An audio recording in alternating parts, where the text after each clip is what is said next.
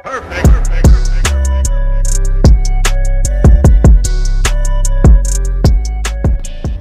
Everyone, this is Mamata Nikhilesh. Welcome to my channel. ఈరోజు ఒక special recipe, అదే దోశ అని ఉప్మా రవ్వ పట్టుకున్నాను ఏంటి అని అనుకోకండి. ఉప్మా రవ్వతోనే ఇన్స్టెంట్ దోశలు ఎలా చేసుకోవాలి అనేది ఈ వీడియోలో మీకు చూపించబోతున్నాను. దీనికోసం నేను ఒక కప్పు ఉప్మా రవ్వ తీసుకున్నాను. సో ఇందులో నేను ఫస్ట్ ఏంటంటే కొద్దిగా జీలకర్ర అనేది దంచి పెట్టుకుంటున్నాను. జీలకర్ర వేసి దంచి పెట్టుకోవాలి. అండ్ నెక్స్ట్ వచ్చేసి పచ్చిమిరపకాయలు. సో ఇలా దంచి పెట్టుకోవాలి. ఇందులోనే నెక్స్ట్ 2 పచ్చిమిరపకాయలు వేస్తున్నాను. మీరు కొద్దిగా స్పైసీ ఉండాలనుకుంటే ఎక్కువ వేసుకోండి. మనకి దోశకి ఏంటంటే మెయిన్ ఇంగ్రీడియంట్ పచ్చిమిరపకాయలు అండ్ జీలకర్ర అండి. వీటితోనే మనకి దోశ అనేది మంచి టేస్ట్ వస్తుంది, మంచి ఫ్లేవర్ తగులుతుంది. మనం తింటుంటే ఒక మసాలా దోశ తిన్న ఫీల్ వస్తుంది అన్నమాట. సో నెక్స్ట్ వచ్చేసి మనం ఇలా రవ్వలో వచ్చేసి సాల్ట్ అనేది వేసేసుకోవాలి. సాల్ట్ వేసుకొని రవ్వని కలిపేసుకోవాలి. అండ్ మీ దగ్గర ఉంటే పుల్లటి పెరుగు వేసుకోండి, లేదు అనుకుంటే నార్మల్ పెరుగు అయినా వేసుకోండి. సో పుల్లటి పెరుగు ఏంటంటే దోశలకి మంచి టేస్ట్ తీసుకొస్తుంది.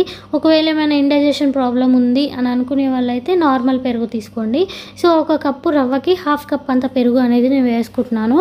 సో ఇది వేసుకొని కలిపేసుకోవాలి. ఉప్పు అలాగే పెరుగు అనేది వేసేస్తున్నాను. అండ్ నెక్స్ట్ వచ్చేసి మనము ఇందులో కొద్దిగా వాటర్ యాడ్ చేసుకోవాలండి. ఎందుకంటే మనకి ఇది బ్యాటర్ అనేది దోశ బ్యాటర్ లాగా, దోశ పిండి లాగా రావాలి అంటే మనము కొద్దిగా ఇందులో వాటర్ అనేది యాడ్ చేసుకోవాలి. మనం ముందుగా దంచి పెట్టుకున్న పచ్చిమిరపకాయల కారం ఏదైతే ఉందో అందులోనే వాటర్ యాడ్ చేసి ఇందులో వేసేస్తున్నాను. సో మనకి ఈజీగా ఉంటుంది కదా కలుపుకోవడానికి. ఇవి కూడా ఈజీగా మిక్స్ అయిపోతాయి మనకి. సో ఇప్పుడు వాటర్ వేసేసి పెరుగు కూడా వేసేసాను కదా, కలుపుకోండి. ఒకవేళ మీకు ఏమైనా కన్సిస్టెన్సీ పెరుగు సరిపోలేదు, వాటర్ సరిపోలేదు అని అంటే చూసుకొని మధ్యలో మిక్స్ చేసుకుంటూ వేస్తూ ఉండండి. సో మనకి దోశలు అనేవి చాలా బాగా వస్తాయి.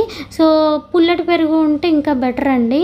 పుల్లటి పెరుగు లేకపోయినా కానీ ఇది ఒక 1/2 an hour మనం ఈ దోశ బ్యాటర్ లాగా కలిపేసుకొని 1/2 an hour పక్కన పెట్టేసుకుంటే, దీన్ని నానబెట్టి పక్కన పెట్టేసుకుంటే దోశలు అనేవి అద్భుతంగా వస్తాయి.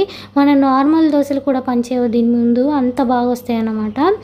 మనకి ఇంటికి ఎవరైనా రిలేటివ్స్ వచ్చినా కానీ ఇన్స్టెంట్గా దోశలు వేయాలన్నా, మనం ఇన్స్టెంట్గా చేసుకొని తిందాము అని అనుకున్నప్పుడు ఈ దోశలు అనేవి సూపర్గా పనిచేస్తాయి. సో మనం పిండి రుబ్బాలి ఇదంతా చేయాలి అని పెద్దగా ఏం పెట్టుకోని అవసరం లేదు.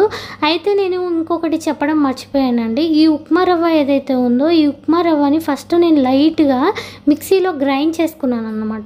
మరీ ఉప్మా రవ్వ ఎలా ఉందో అలా ఉంచుకోకుండా లైట్గా పిండిలాగా, మరీ పిండిలా కాకుండా మరీ రవ్వలా కాకుండా లైట్గా గ్రైండ్ చేశాను.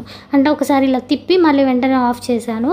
సో ఇలా చేయడం వల్ల మనకి కొద్దిగా మరీ రవ్వలా లేకుండా మరీ పిండిలా లేకుండా ఉంటుంది కాబట్టి దోశ అనేది కరెక్ట్గా ఫామ్ అవుతుంది అన్నమాట.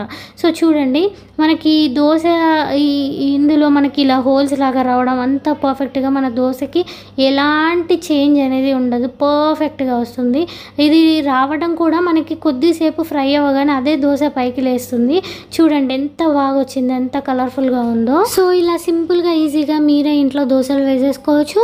అయితే ఈ దోశలు అనేవి చాలా అంటే చాలా సాఫ్ట్గా వస్తాయండి, దూదుల్లాగా వస్తాయి దోశలు అనేవి. చాలా అంటే చాలా బాగుంటాయండి. చిన్నపిల్లలు కూడా చాలా ఇష్టపడి తింటారు. టేస్ట్ విషయానికి వస్తే ఇందులో మనం జీలకర్ర అలాగే పచ్చికారం వేసాం కదండి, ఆ టేస్ట్ అనేది నోటికి తగులుతూ బాగుంటుంది. అయితే ఇవి ఇన్స్టెంట్ దోశలు కాబట్టి నేను పికిల్ వేసుకొని తినేస్తున్నాను.